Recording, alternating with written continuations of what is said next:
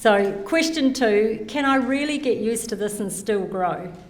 Get used to what? Well, get used to a new situation, get used to something difficult, get used to something new.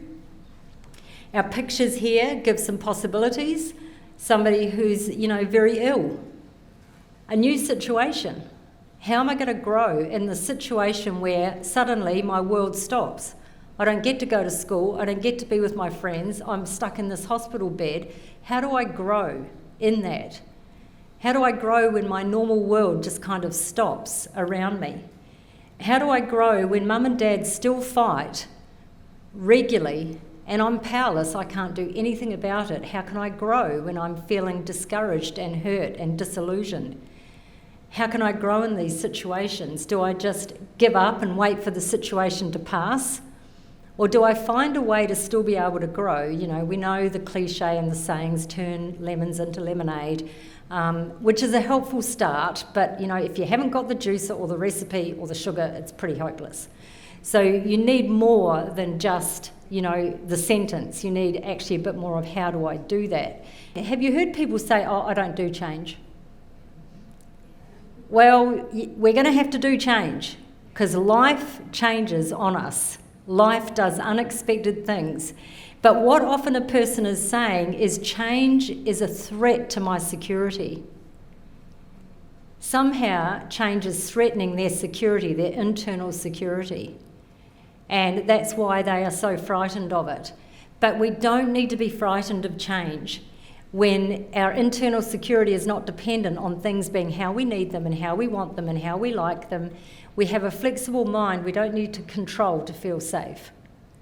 We can allow life to throw the punches and we can learn how to roll with them. A healthy mind is a flexible mind. A staunch mind will snap and hurt you and the people around you that get hit by your inflexible mind. I don't need to give up because there is always a way through and around. There is always a way through and around. We just don't know where it is, when it's coming, how it's coming. We haven't got the map, but we believe that truth because life never stays the same.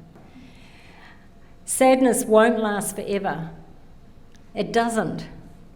And that's why some of us believe in an eternal life where there is no pain, no suffering, no sorrow, because we believe that pain is temporary and suffering is temporary. It will not last forever. There are no hopeless situations, not even one. It can feel hopeless, it can seem hopeless, it can look hopeless, but it isn't. And in some of my counselling, I need to be authoritative and say, it is not hopeless. I don't know what the answer is, I don't know when it's coming, but I will walk with you because this is not hopeless.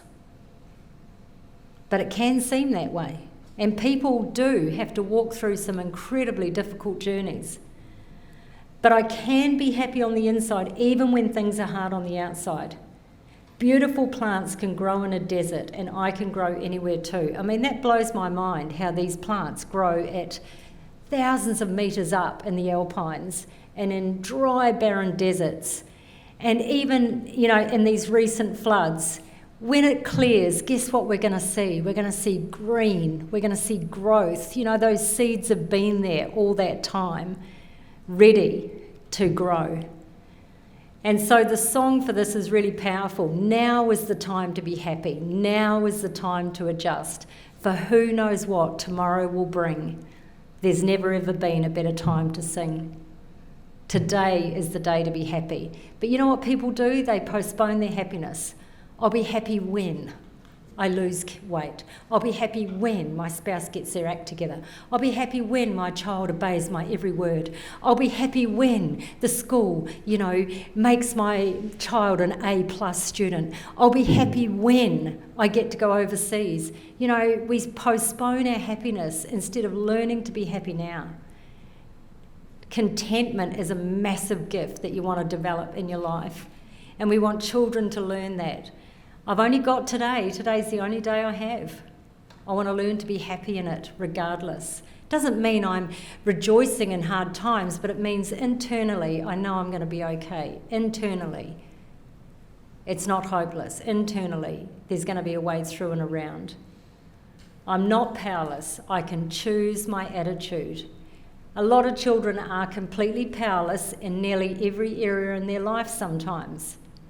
But we are never powerless to choose an attitude.